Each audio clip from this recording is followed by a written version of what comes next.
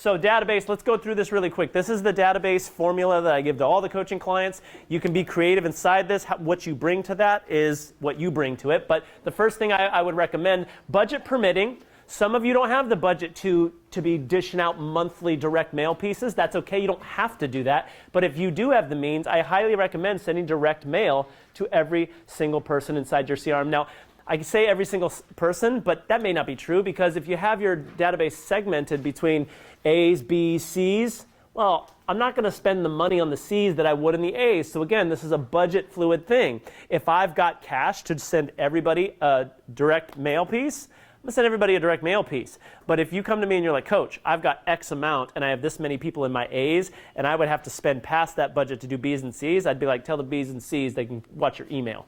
And then you send them a direct mail piece, okay? But that's one of the things that I like you doing. Number 2 is a weekly, relevant, and useful, and these are 2 words to highlight, relevant and useful, because we're going to get into that in a little bit.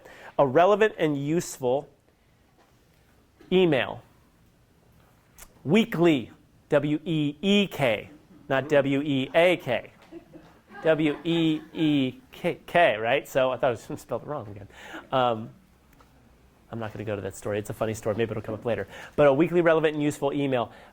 We'll talk about what useful is, but for right now, just understand, like, one of the things that I can hear already, like, weekly? Aren't I going to bother them? How many of you woke up to a barrage of emails this morning? Yeah.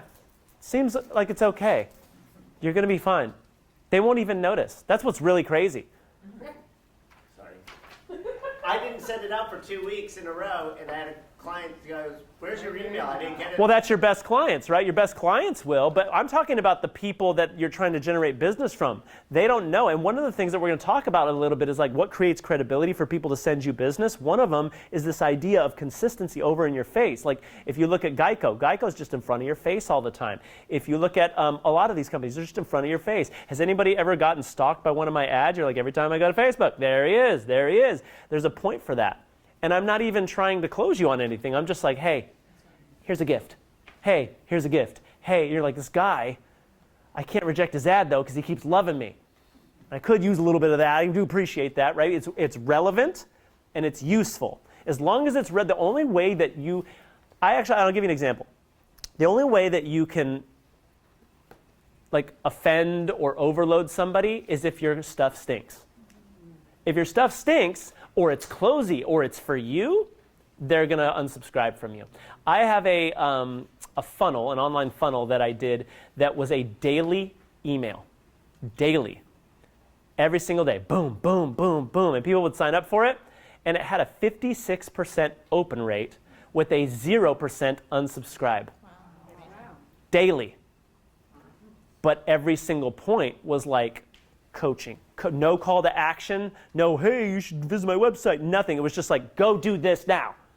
And they're like, I should go do this. And so they're opening it, and because it's useful, like think about it like this. How does Facebook and Instagram keep you on their platform? Engagement. Puppies. Engagement, puppies. Let's just call it what it is. It's addiction. You want to get people addicted to your content? Make it useful. They will literally seek you out. They'll be like, where's Noah's feed? He always has good stuff on real estate. He always has good stuff.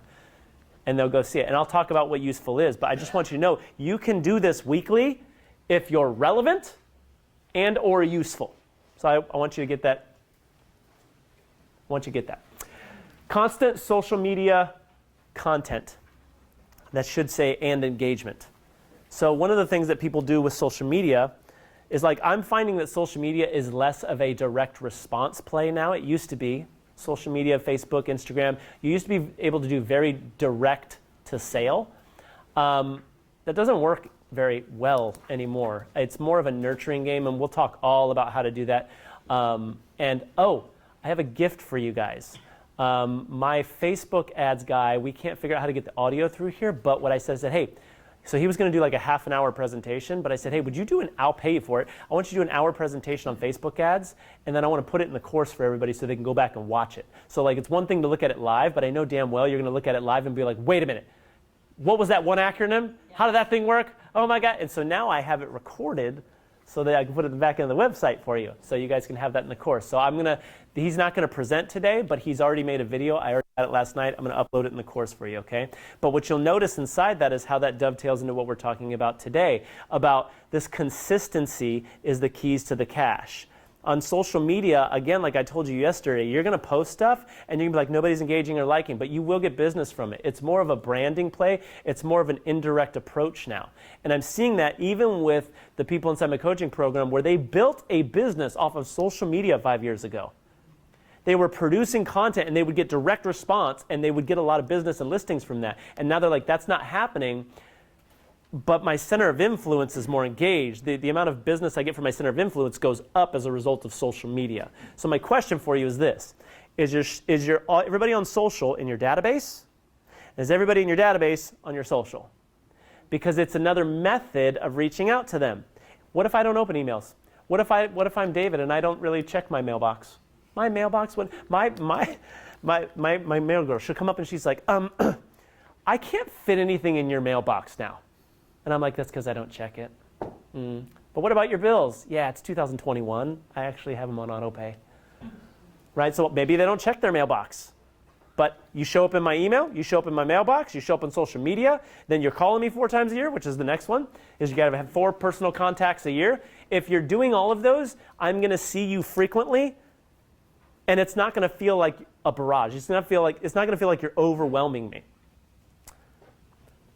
And then the last one is 2 client events a year. 2 client events a year. Well, David, I don't have the budget to do a client event. Do you have a park near you? Could you do a little cookout? A park get-together is some of the best client events for referrals I've ever seen. It's really good. I have clients that rent out movie theaters. You'd be shocked how cheap it is to rent out a movie theater for your center of influence. Yeah. Melissa says she did it. Like, it's just not that, it's not what you think it would be. You'd think it'd be like 10 grand. It's not. It's like $1,500, $2,000. It's nothing. Yeah?